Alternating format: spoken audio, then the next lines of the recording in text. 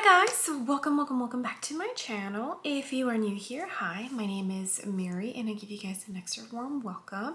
I would love it if you grabbed a snack, stayed for a while, and click the subscribe button. I would love to have you. And if you're a returning viewer, thank you so much for coming back. I appreciate you more than you know. So as you can tell by the title of the video, of course, my Natasha Denona Glam face palette came in. You can already see my fingerprints all over it. So if you would like to see what kind of eye look I create with this, and if I think it's a good face palette to spend your money on, then just go ahead and keep on watching. All right guys, as you saw, the unicorn, it's dirty and it's very reflective. The face palette is the same. Very reflective. I've been trying really hard not to touch the front of it so I don't put fingerprints on it. And here is the palette. It does have a little plastic flap here to protect the cream blush from the shadows, but the highlighter is not a cream highlighter, it is a powder highlighter. So I feel like it could possibly, you know, just, Jen Loves pointed that out and I was like, huh, she's right. Okay, so Natasha Denona released this glam face palette in two different shades, the light and the medium. I chose the light just because I felt like it would work better for me. It looks like the medium palette has more of a golden highlighter, which I don't personally like. I have mentioned that before on my channel. And I honestly feel like she probably should have come out with 3 palettes instead of 2. Because I don't think the medium one will work for like the very tan and deep complexion people. It does suck that she didn't come out with 3, but I do give her some credit for coming out with 2 instead of just 1. This does retail for $59. It has an 18-month shelf life and it was made in Italy. You can purchase this at Sephora, although I think it might be sold out since the Sephora VIB sale is going on right now. And you can also purchase it at the Natasha Denona website, which is where I purchased it. I think you have to spend $50 to get free shipping. So I, of course, got free shipping. And I believe you can also get it at Beautylish and Cult Beauty. I will verify that and put a note somewhere on the screen. But why don't we go ahead and get started with putting this on my eyes, and then we'll finish up with the blush and the highlighter. Okay, so I brought you in a tiny bit closer. I don't have a Natasha Denona foundation or a Natasha Denona bronzer, so yeah. I do have Natasha Denona lip products, which I'll be using, and I also have the Bloom face palette, which I'll be doing some comparisons at the end. Why don't we go ahead and get started with this eye look. It comes with a blush, highlighter, and 5 different shades. These don't have actual names. They have like the position of where they belong. First shade I'm dipping into is this one, which is called the transition shade in the palette. And I'm using a Sigma Soft Blend 3.0. I don't own the Glam palette, the eyeshadow palette, but I did order it for the Sephora VIB sale. Don't you worry, once my order comes in, I'll be making a video. I didn't do a recommendations video or what's on my wish list because I knew I was going to do a video once my order came in. I think by the end of the year, I will for sure do maybe like a 10-15 top like products that they made an impression on me because it's been a whole year and I've had the whole year to use it. All right, that transition shade is like the perfect color. I'm loving the undertone in it. All right, now I am going to jump into this shade, which is the crease shade. I'm using a Sigma Soft Blend E40, and I am going to use that in my crease. I'm mainly going to put it in the outer crease. I'm not going to bring it in. And I'm also going to focus it in this outer corner right here. I know there are so many videos already of this Glam face palette. A lot of YouTubers just went ahead and purchased it like in stores, or they did the pre-sale, which is what I did. But I think I waited a day before deciding, okay, I want to pick this up. I wish I could have gone into the store to purchase it, but I just couldn't. I was having actually car troubles this weekend, and car troubles with 9-month-old twins and a toddler is no fun. So there's my story about why it's taking me a little bit longer to get this review up. I used to feel like I needed to be one of the first people to upload a review, but it's just not possible. I can't, at least for me, because you know, I'm by myself, the kids and whatnot, and you're probably gonna keep hearing this, and you're probably gonna get tired of keep hearing this, but just in case you can relate to it. I can't drop everything like when I get makeup and then film and edit it on the same day. I unfortunately cannot do that right now at this time. All right, this is what we are looking like so far. It's looking beautiful and nice and neutral. Even though the shades in here aren't super dark, I'm totally okay with it. I just really felt like the dark palette was going to be too deep for my liking right now. So I am going to go in with the smoke shade, which is the darkest brown in the palette. I'm using a reference number 14, and I am going to deepen up the outer corner a tiny bit.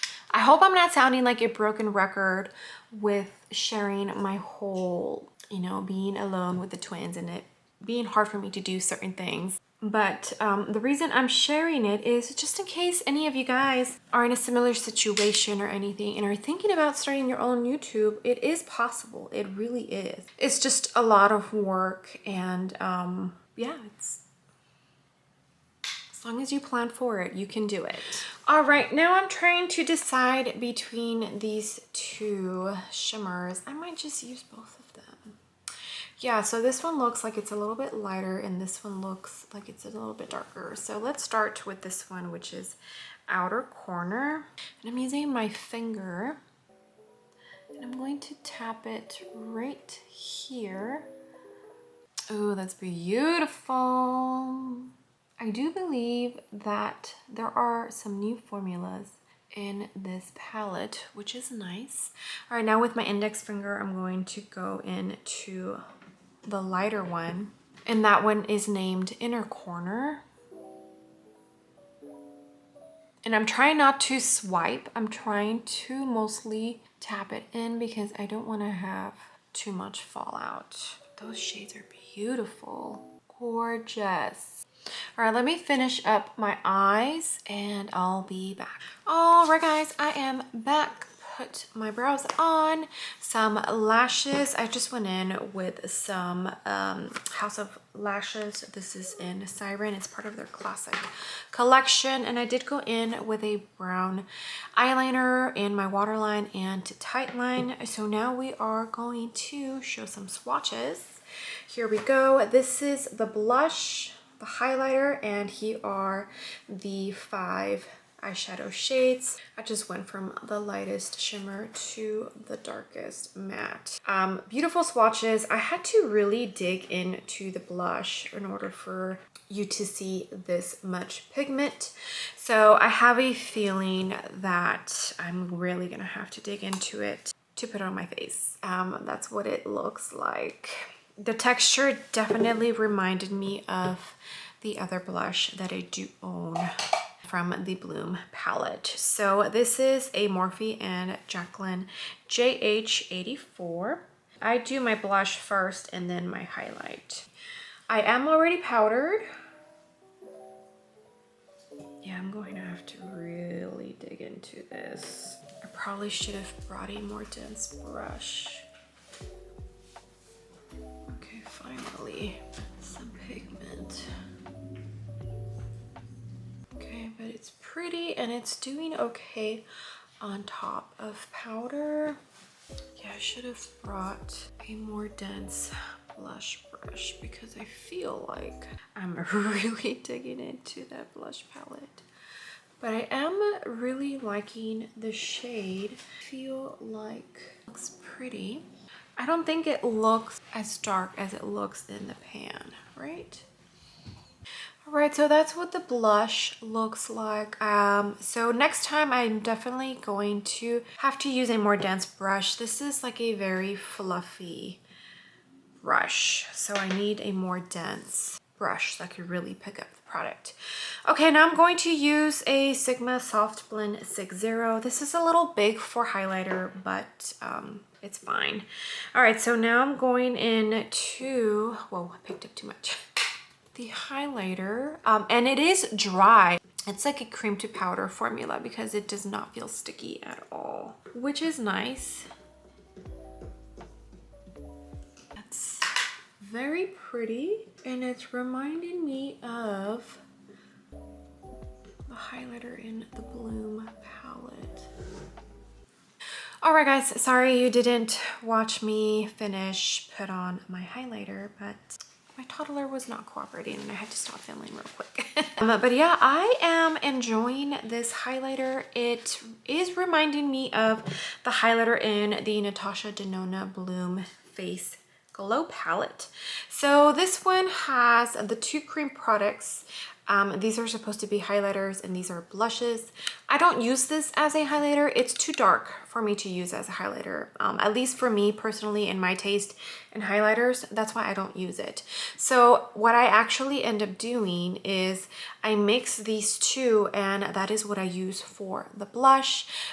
This blush in here, I don't use it that much, but it is a very beautiful blush. It's more of a blush topper for me personally. And then this highlighter I absolutely love. It is beautiful. And here are the swatches of this palette. So I'll compare the two. And there's the highlighter.